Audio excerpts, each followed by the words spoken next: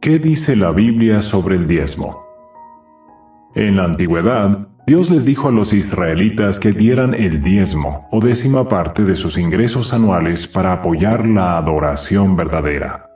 Les dijo, tienes que dar sin falta la décima parte o diezmo de todo lo que tu semilla produzca en el campo año tras año. Deuteronomio 14:22. En la Biblia, el diezmo se refiere a una décima parte del ingreso personal separada para propósitos sagrados. Dar el diezmo era un mandato de la ley mosaica, un código de leyes que Dios dio a la nación de Israel. Cada cristiano puede contribuir económicamente lo que ha decidido en su corazón, y no de mala gana ni a la fuerza, porque Dios ama al que da con alegría. Segunda los Corintios 9:7. La primera persona de la que se dice que dio un diezmo fue Abraham. Al parecer, ese diezmo fue un regalo que, en una ocasión específica, Abraham le hizo al rey y sacerdote de Salem. La segunda persona de la que se dice que dio un diezmo fue Jacob, el nieto de Abraham. Jacob le prometió a Dios que, si lo bendecía, le daría la décima parte de todo lo que recibiera. Génesis 28, 20-22. De acuerdo con algunos biblistas, es probable que el diezmo de Jacob consistiera en sacrificios de animales.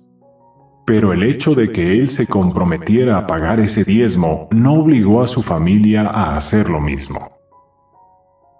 Para los israelitas, dar el diezmo era una obligación que permitía financiar sus actividades religiosas. El diezmo se usaba para mantener a los siervos de Dios que estaban totalmente dedicados a trabajos religiosos y no poseían tierras para cultivar. Ese era el caso de los levitas, entre ellos los sacerdotes. El pueblo daba el diezmo a los levitas que no eran sacerdotes y estos, a su vez, daban la décima parte de ese diezmo a los sacerdotes. Números 18, 26-29. Parece que también había que dar un segundo diezmo cada año, y de este se beneficiaban tanto los levitas como los no levitas. Las familias israelitas usaban estas ofrendas en sus fiestas especiales. Y había años específicos en que esas ofrendas se usaban para ayudar a la gente muy pobre. ¿Cómo se calculaba el diezmo?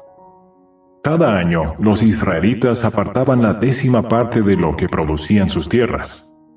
Si decidían pagar el diezmo con dinero, entonces tenían que añadirle el 20% de su valor. También tenían que dar las décimas partes del ganado vacuno y del rebaño. Parece que esto se refería a la décima parte del aumento que hubiera tenido su ganado. Levítico 27:32.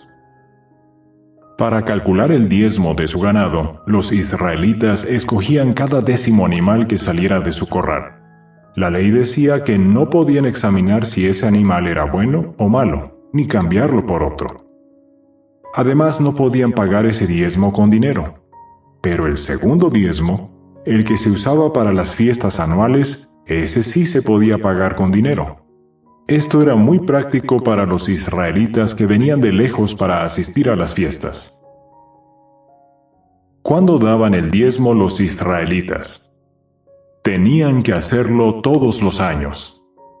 Pero cada séptimo año se hacía una excepción. Ese año era sabático, un año de descanso, y los israelitas no cultivaban los campos. En vista de esa circunstancia especial, no se recogía el diezmo en la temporada de la cosecha.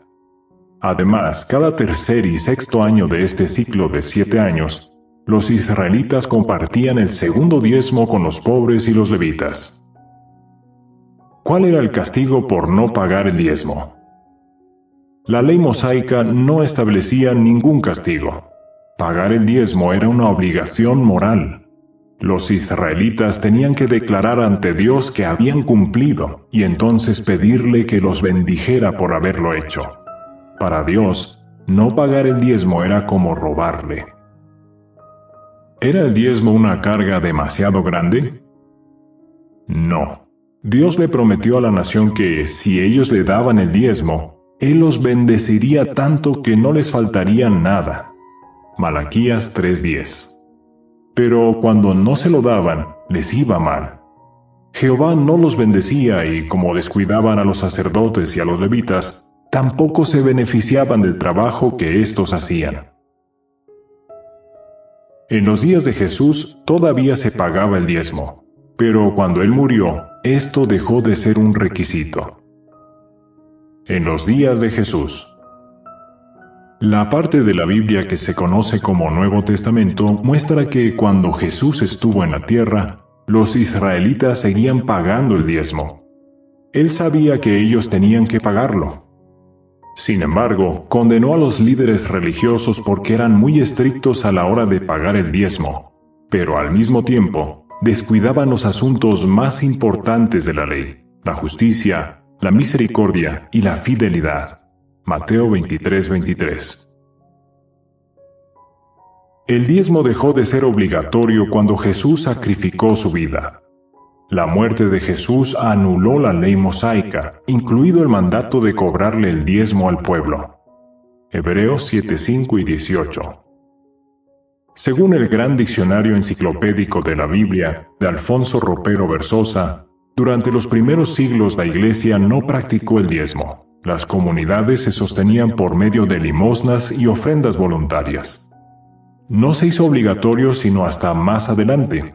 La obra Historia Universal de Cesare Cantú explica que en el Concilio de Tours 567 se declaró que todos los fieles debían pagar el diezmo.